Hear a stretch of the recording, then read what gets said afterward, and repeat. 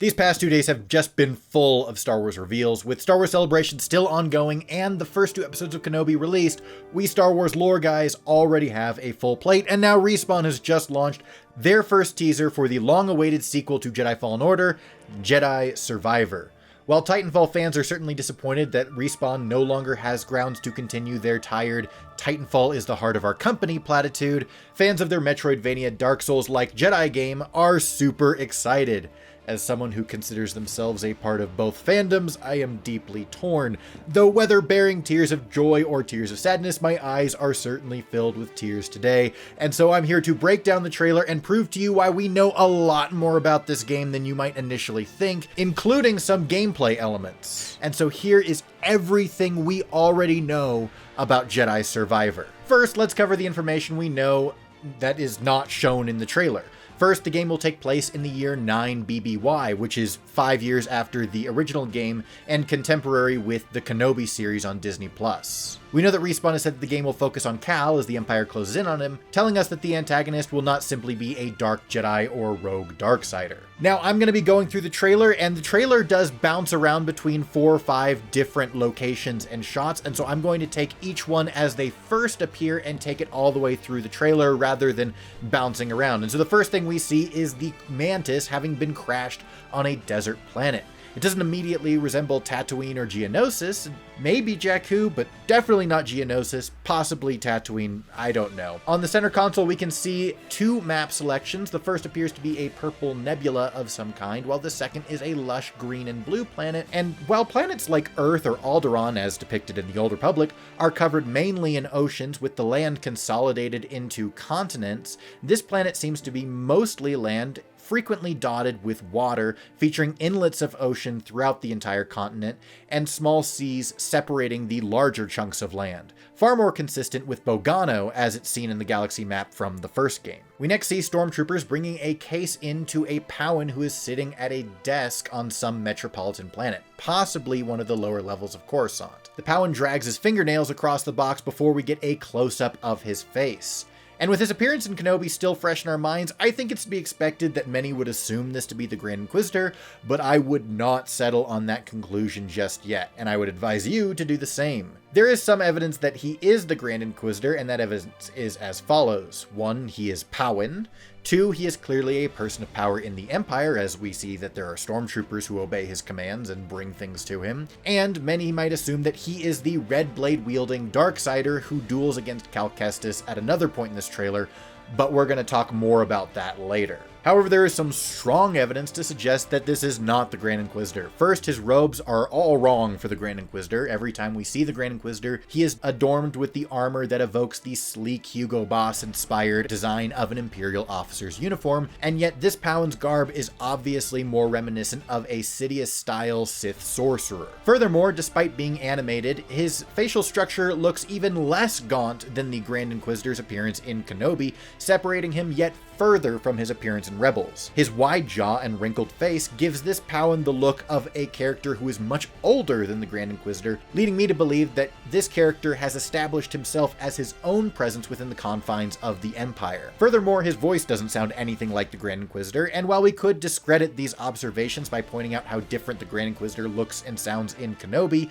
the fact that this is animated means that they had the freedom to make him look like at least one depiction of the Grand Inquisitor, and he really doesn't look like either of them. In conclusion, I believe that this Powan is his own character, who holds some position of power within the Empire. We don't yet have any reason to believe that he is a Force wielder of any kind, or why he's been given the position to hunt Jedi or be commenting on the fact that this Jedi's on the run. I don't yet know. Anyway, we finally see him opening the case, revealing Cal Kestis' lightsaber inside, and it is certainly different than when we last saw the lightsaber in Jedi Fallen Order.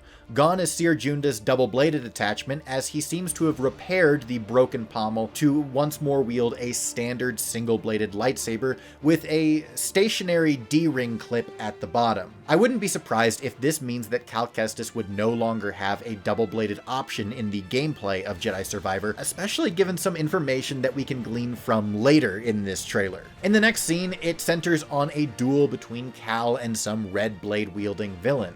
I say he's a red blade because I don't yet know what he is. Is this a Sith? A Dark Jedi? I don't think it's an Inquisitor because the lightsaber hilt is a standard straight hilt lightsaber and does not feature the semicircular handguard ubiquitous to Inquisitor hilts. He also can't be a true Sith given the confines of the Rule of Two and the fact that this is obviously not Vader or Palpatine, so if it is a Sith, it would likely have to be a pretender. The Darksider disarms Cal, and one might assume that this is how the lightsaber came to be delivered to the Powin. If so, it would confirm that the red blade is endorsed by the Empire and not a rogue Darksider. This actually seems to suggest that my original assumption was wrong, and this character is, in fact, an Inquisitor who just happens to wield a non-standard lightsaber for the Inquisitorium. If we paired the delivery of the lightsaber with the dialogue spoken by the Powin, this would suggest that Cal escaped from the red blade and is now on the run without his lightsaber. Now you might look and think that Cal just drops his lightsaber but picks it up later in a shot we don't see, but notice the way the camera focuses on the lightsaber on the ground as Cal backs away. The camera positioning is incredibly important and it tells us to pay attention. And if we compare that evidence with the fact that the Powin comes into possession of Cal's lightsaber, this heavily foretells the gameplay we can expect from that game.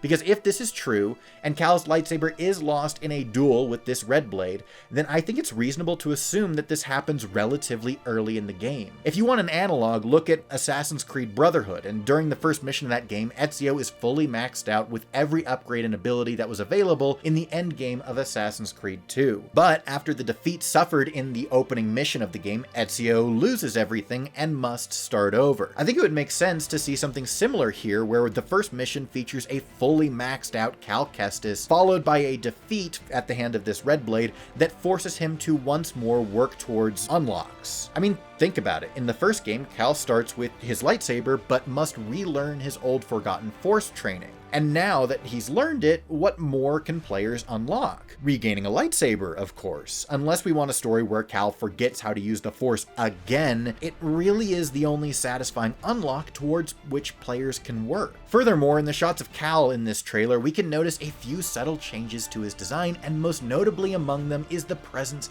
of a holstered blaster pistol on his left hip. That's right, we are going to get blaster gameplay in Jedi Survivor.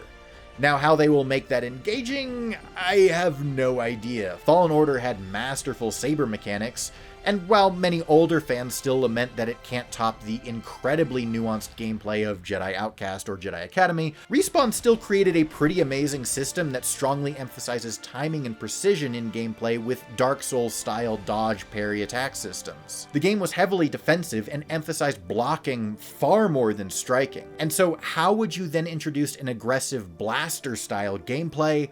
I have no idea, especially with blaster gameplay tending to rely more on aiming rather than timing. That said, I do firmly believe that the early part of the game will saddle Cal with a blaster as he is motivated to regain a lightsaber, eventually allowing you to use both weapons in tandem, much like the Jedi cowboy Kanan Jarrus. And I further believe that the gameplay mechanics of a lightsaber blaster option will replace the single or double-bladed lightsaber options from Jedi Fallen Order, further lending to the repair of Cal's pommel. He repaired his pommel because, well, in this game you don't get to choose between a single-bladed or double-bladed lightsaber, you get to choose between a lightsaber or a lightsaber blaster combo. Now, the final shot of the trailer is, of course, the big one, the mysterious figure floating in the Bacta, and I believe that the planet seen on the Mantis's control panel in the beginning of the trailer is the key to knowing who this is. So, what is this planet and who is this character? Well, after writing all of this as one script, I realized that this was far too much information to cram into one video, especially because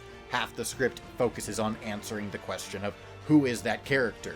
So I've decided to split this video into two parts, but don't worry, both parts are already finished, and you can watch part 2 as it is published tomorrow to find out the answer to the biggest mystery in this trailer.